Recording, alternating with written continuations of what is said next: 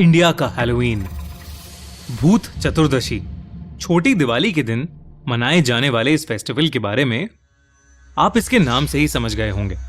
ऐसा माना जाता है कि भूत चतुर्दशी के दिन इंसानी और रूहानी दुनिया के बीच का रास्ता खुल जाता है और पैरानॉर्मल एक्टिविटीज बहुत ज्यादा बढ़ जाती हैं। ठीक वैसा ही जैसा बाहर के देशों में हैलोवीन पर या डे ऑफ द डेड पर होता है। तो आज की कहानी है इंडिया के हैलोवीन, भूत चतुर्दशी के बारे में।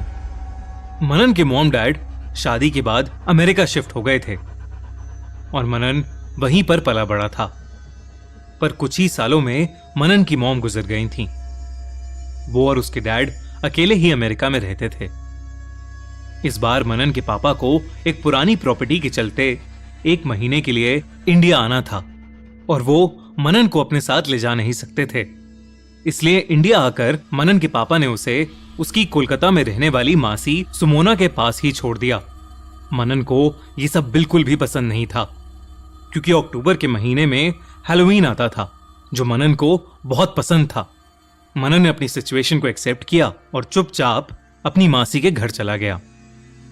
मनन की मासी का घर बहुत ही आलीशान था। उनकी फैमिली में कुल मिलाकर 5 लोग थे। मनन के कजन भाई बहन, मौसा मौसी और घर की सबसे बड़ी दादी। दूसरे दिन जब मनन सुबह उठा तो उसने देखा कि पूरा घर बहुत ही सुंदर तरीके से सजा हुआ था। घर का माहौल देखकर मनन का मूड भी ठीक होने लगा था। तभी मनन की नजर अपनी दादी पर गई। वो घर के मंदिर के पास बैठकर एक थाली में 14 दिए सजा रही थीं। मनन ने दादी से जाकर उन दियों के बारे में पूछा तो उन्होंने कहा कि ये दिए आज की रात के लिए बहुत जरूरी हैं। इतना कहकर दादी अपना काम करने लगी।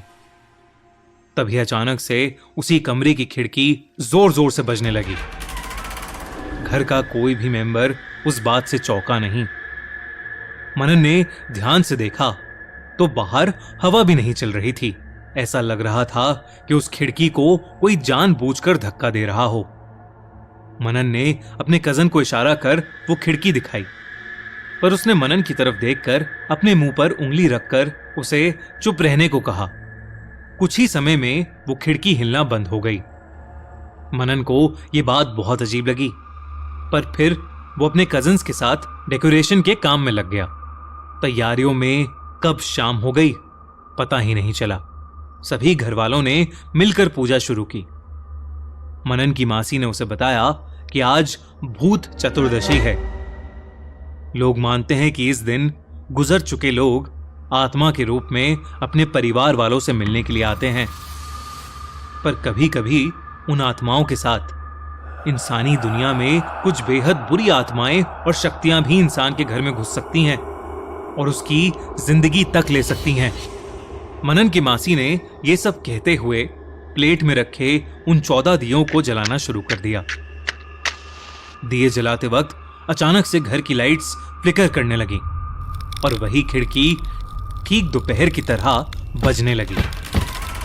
मनन को अब डर लगने लगा था क्योंकि घर का कोई भी इंसान कुछ रिएक्ट ही नहीं कर रहा था। जैसे ही उसकी मासी ने आखिरी दिया जलाया, घर में एक अजीब सा सन्नाटा हो गया। किसी ने एक दूसरे से कुछ नहीं कहा। मनन के मन में अब भी कई सवाल थे, लेकिन उसने अपनी घबराहट के मारे किसी से कुछ पूछा नहीं। सब लोग खाना खाने बैठ गए।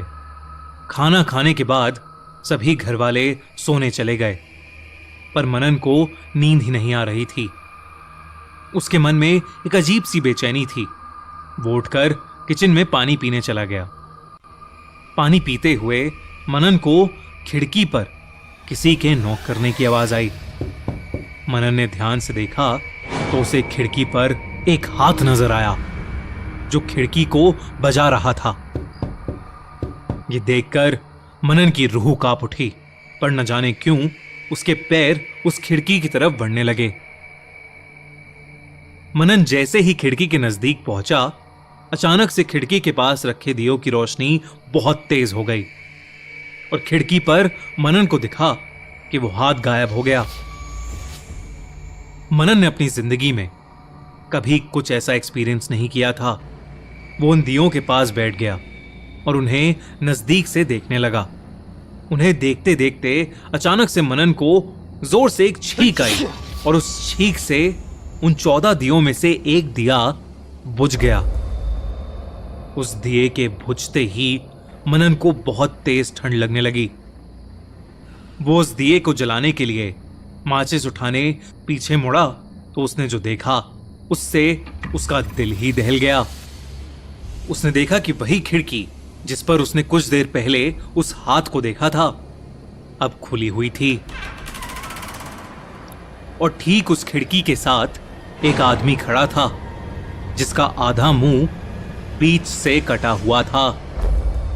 वो मुस्कुराता हुआ मनन को देख रहा था।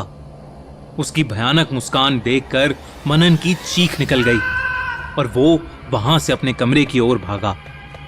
वो जैसे ही अपने कमरे में घुसा तो उसे एक बूढ़ी औरत उसके बेड पर बैठी दिखी। मनन की आहट से उस बूढ़ी औरत ने अपना मुंह पीछे मोड़ा और मनन की ओर देखा तो मनन के होश उड़ गए। उस बूढ़ी औरत ने अपनी पूरी गर्दन उल्टी घुमा ली थी और उसकी शक्ल बहुत ज्यादा भयानक थी। ऐसा लग रहा था कि जैसे वो सालों से मर चुकी हो। मनन फौरन उस कमरे से बाहर भागा, पर वो जहां भी जा रहा था उसे बस मरे हुए लोग ही दिखाई दे रहे थे। मनन ने चीख चीख कर अपने घर वालों को आवाजें लगाईं, पर उसकी मदद के लिए कोई भी नहीं आ रहा था। भागते भागते मनन घर के हॉल में आ गया था। देखते ही देखते सभी मरे हुए लोग जो मनन को दिख रहे थे वो उसकी तरफ आगे बढ़ने लगे। मनन का दिल जोरों से धड़कने लगा और धीरे धीरे उसकी आंखें धुंधलाने लगीं। कुछ ही सेकंड्स में मनन जमीन पर गिर गया और अपने होश खो बैठा। जब मनन की आंख खुली तो उसका पूरा परिवार उसके साथ बैठा हुआ था।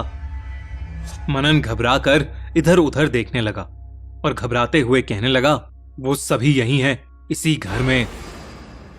दादी ने उसके सर पर हाथ फेरते हुए उसे चुप कराया और उससे कहा, चिंता मत करो, वो सब चले गए हैं।